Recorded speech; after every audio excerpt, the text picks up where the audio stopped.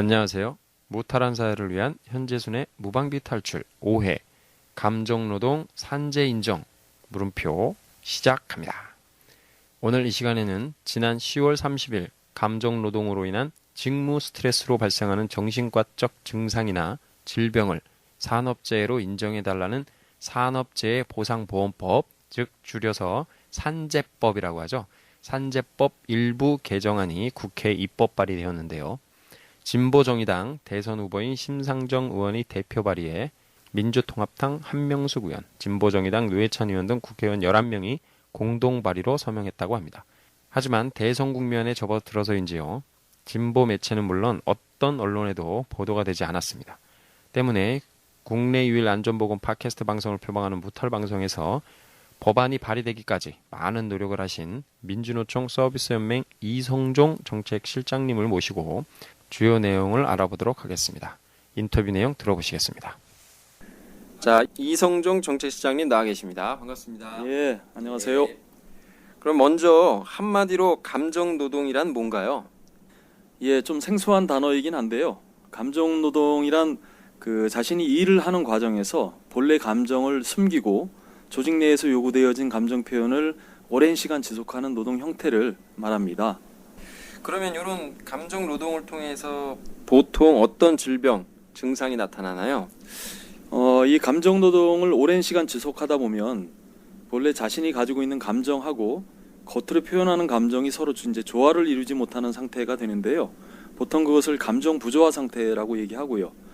이 감정 부조화 상태로 인해서 이 스트레스가 발생하게 되고 그로 인해서 이제 우울증이나 대인기피증 또는 수면장애나 공황장애 같은 정신과적 질병이나 증상들이 이제 나타나게 돼 있습니다. 아, 네. 최근 들어서 우리나라 그 사망 원인 중에 자살률이 상당히 올라가서 한 3위 정도 된다는 통계가 있었는데요. 우울증이나 직무 스트레스로 인한 자살률이 높아지고 있는데, 그러면 감정 노동을 호소하는 노동자들의 분포는 어떻습니까?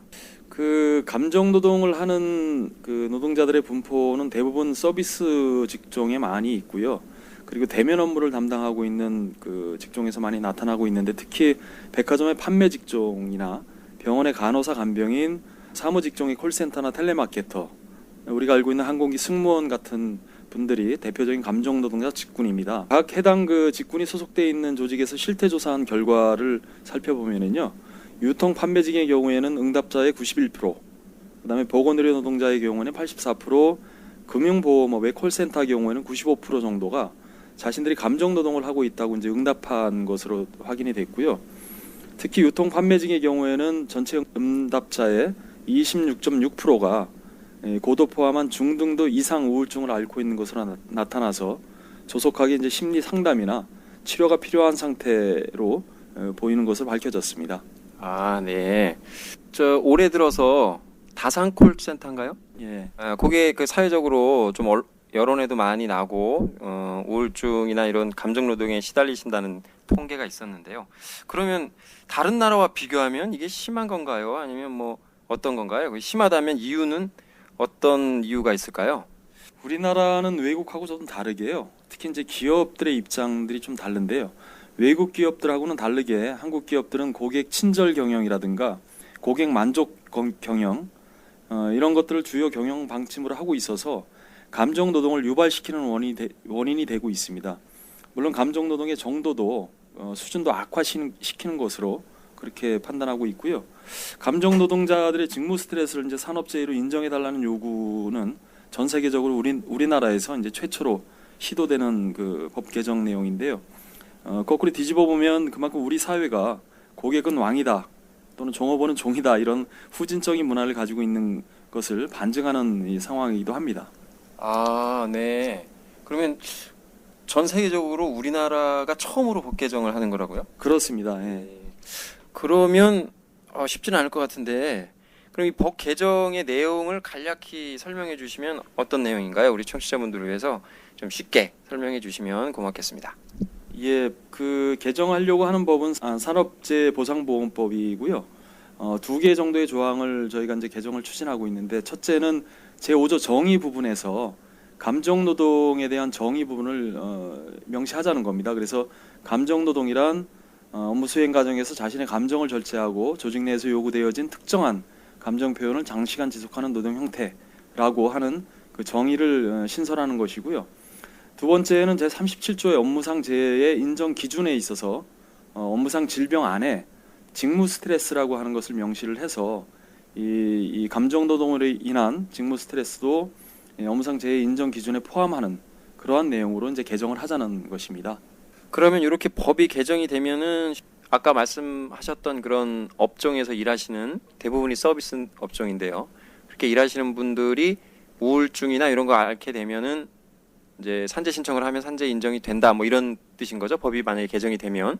예, 감정 노동의 정도에 따라 뭐 차이는 좀 있겠지만 좀 감정 노동이 심한 경우에 속해 있는 직종의 노동자들은 산업재해로 이제 인정을 받을 수 있는 길이 열릴 것으로 생각이 됩니다. 네, 참 의미 있는 법 개정이라고 생각이 드는데요. 그러면 마지막으로 이 들어보니까 이제 이 만들어진다면 감정을 숨기고 고통 속에서 일하고 있는 많은 서비스 업종분들에게 걱정 없이 치료받을 수 있는 그런 뜻깊은 법안이 될 수 있을 것 같은데요. 이게 가능성을 어떻게 보십니까? 이게 혹여 이 선거철이라 이 정치인들이 관심을 보이는 것은 아닌지 어떠신가요?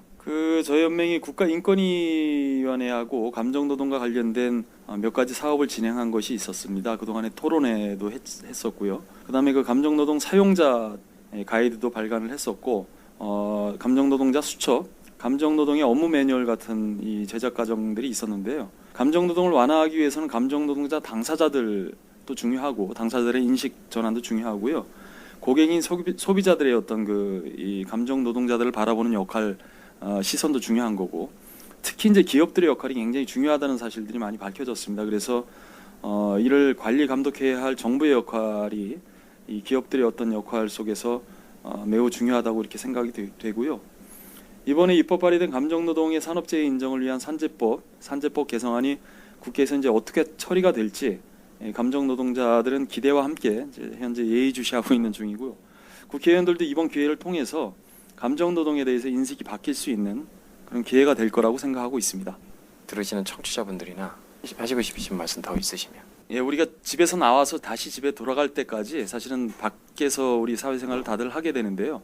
그러면서 만나게 되는 감정노동자들은 굉장히 많습니다. 그래서 앞으로 우리가 감정노동자들을 만날 때 그들의 감정노동의 정도를 좀 이해하고 그들을 보호할 수 있고 그들을 배려할 수 있는 그러한 서로 존중해주는 마음들을 가질 필요가 있겠다. 특히 감정노동의 정도가 좀 강하게 지금 정도가 심화되어 있는 매장의 판매 직종이나 병원이나 항공기 스튜어디스나 이런 분들을 만나면 감정 노동자로 인식하시고 좀 배려할 수 있는 그런 마음을 가졌으면 좋겠습니다. 인터뷰 응해주신 민주노총 서비스연맹 이성정 정책실장님 감사드리고요.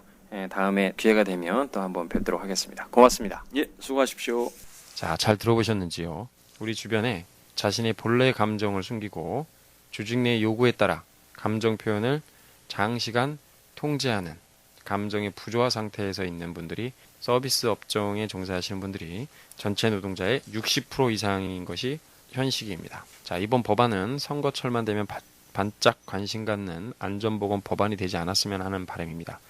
인터뷰에 응해주신 민주노총 서비스연맹 이성정 총재진에게 다시 한번 감사드리면서 무탈한 사회를 위한 현재순의 무방비 탈출 5회 감정노동도와 산재 인정 이것으로 마치겠습니다. 청취자 여러분, 다음 시간에 찾아뵙겠습니다.